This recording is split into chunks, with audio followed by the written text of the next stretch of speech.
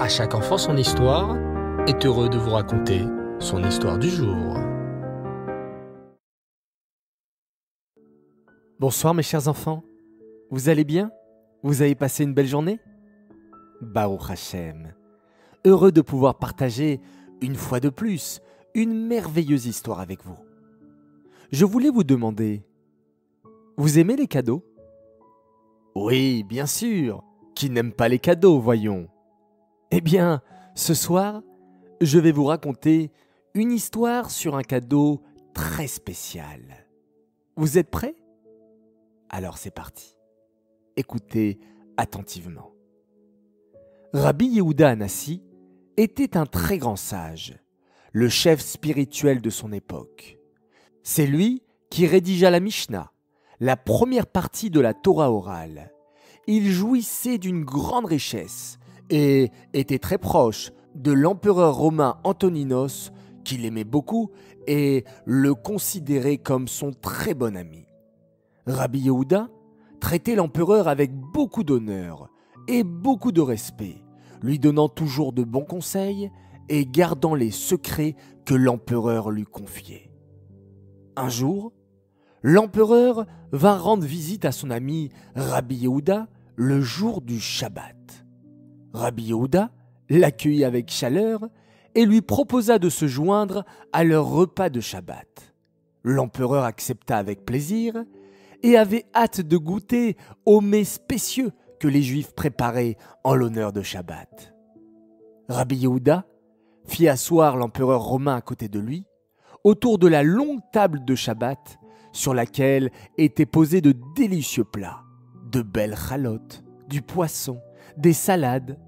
Puis des serviteurs apportèrent le plat de viande, avec des légumes et divers accompagnements.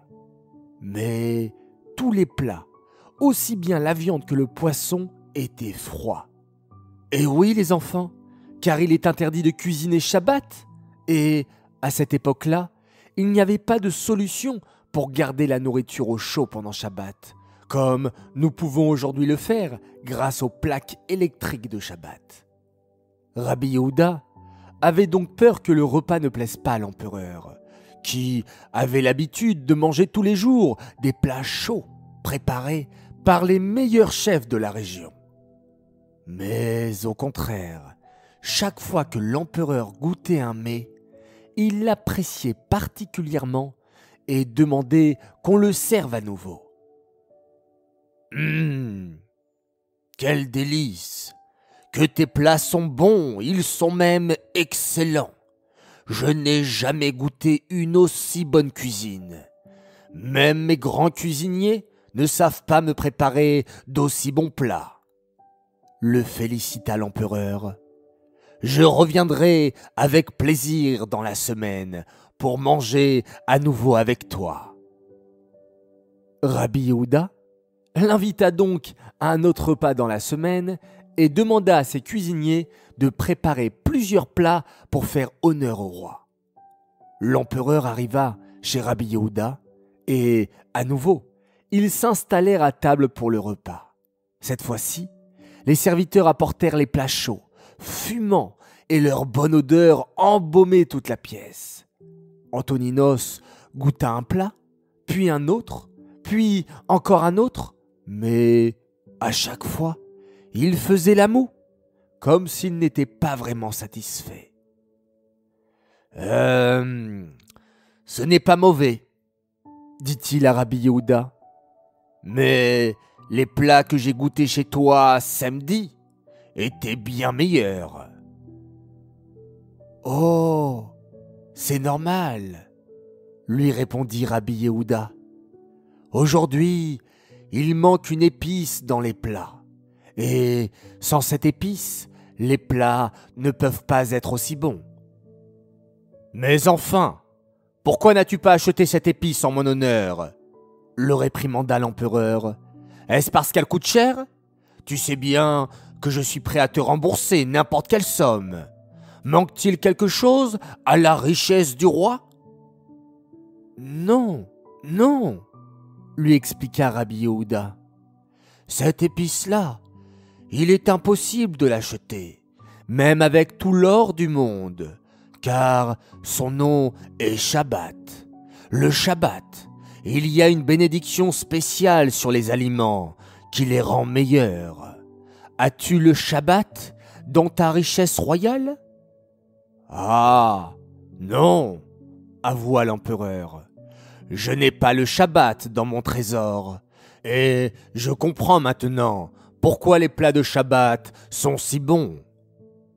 Et vous les enfants, n'avez-vous pas aussi remarqué que les plats que maman prépare pour Shabbat sont spéciaux, qu'ils ont un goût merveilleux, différent? Vous savez maintenant pourquoi. Parce qu'ils ont une épice qui ne s'achète pas, l'épice du Saint Shabbat.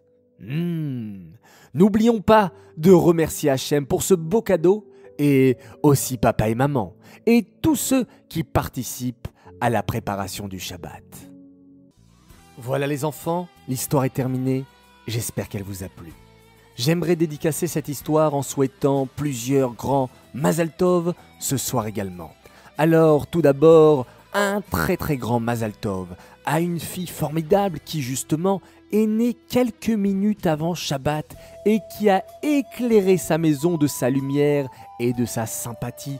Tes parents te disent Mazal Tov, notre fille adorée, Rivka Léotardi qui fête ses 6 ans, et ta sœur et ton frère t'aiment très très fort.